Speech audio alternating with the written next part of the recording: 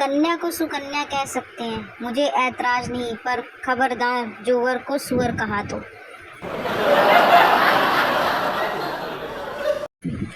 बहू जींस पहनकर जैसे ही घर से बाहर जाने लगी, सास बोली, क्या जमाना है। बहू तुरंत बोली, दही जमा लेना माँ जी।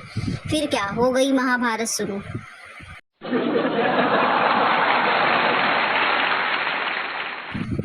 एक प्रतियोगिता में प्रतियोगियों से पूछा गया, एक ऐसा वाक्य बताइए जिसमें दुविधा, जिज्ञासा, डर, शांति, क्रोध और खुशी का आभास हो।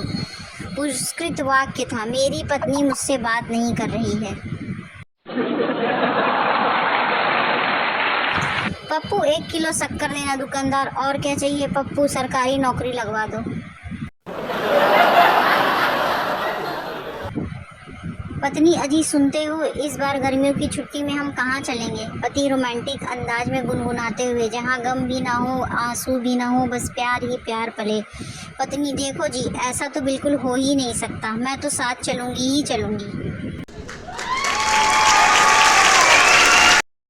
पिता, पेपर कैसा गया। बेटा, पहला सवाल छूट गया, तीसरा आता ही नहीं था, चौथा करना भूल गया, पांचवा नजर नहीं आया। पिता, और 2 सवाल। बेटा, बस सिर्फ वो ही गलत हो गया।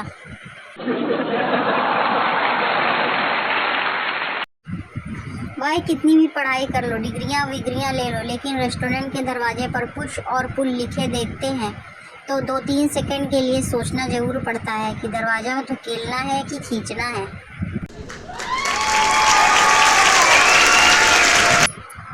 घर के बाहर इंतजार कर रहा पति बोला, अरे और कितनी देर लगाओगी।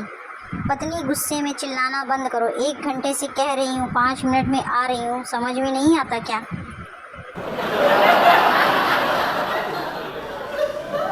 मास्टर जी, तुमने होमवर्क क्यों नहीं किया। पप्पू, मैं हॉस्टल में रहता हूँ ना मास्टर जी।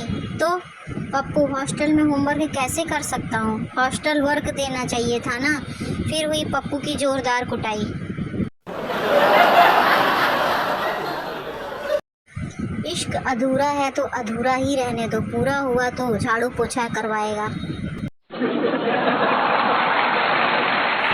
एक बेवकूफ़ पति अपनी पत्नी से कहता है कि कभी कभी चुप भी रहा करो, मगर एक बुद्धिमान पति कहता है कि तुम्हारे लब जब खामोश रहते हैं तो चेहरा बेहद हसीन लगता है। खाने के तुरंत बाद सोना नहीं चाहिए। गप्पू, फिर क्या करना चाहिए। पप्पू, थोड़ी देर फेसबुक और व्हाट्सएप भी चलाना चाहिए। लड़का, शादी करते हो मुझसे। लड़की, क्यों। लड़का, मेरा बाप गांव का सबसे बड़ा आदमी है। शादी के बाद लड़की को पता चला कि लड़के का बाप 105 साल का है।